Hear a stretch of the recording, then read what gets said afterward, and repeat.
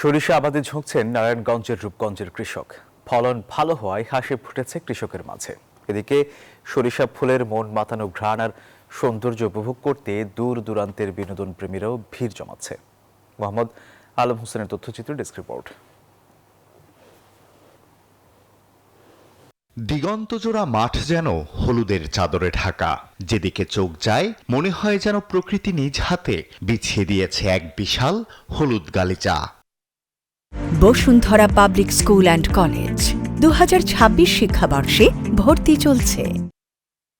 ঠান্ডা উপেক্ষা করে এই সরিষার আবাদ করেছেন নারায়ণগঞ্জের রূপগঞ্জের কৃষক। চলতি মৌসুমে বাড়ি সরিষা 20, 17, 14 এবং বিনা সরিষা 9 ও 11 জাতের উন্নত সরিষার আবাদ করেছেন তারা। ফলন ভালো হওয়ায় লাভের আশা করছেন কৃষক।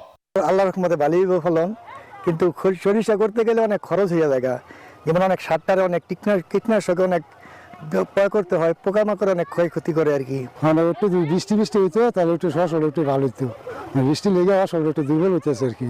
এদিকে প্রকৃতির এই অপরূপ সৌন্দর্য দেখতে প্রতিদিন ভিড় জমাচ্ছেন স্থানীয় সহ দূর দূরান্ত থেকে আসা প্রকৃতিপ্রেমীরা।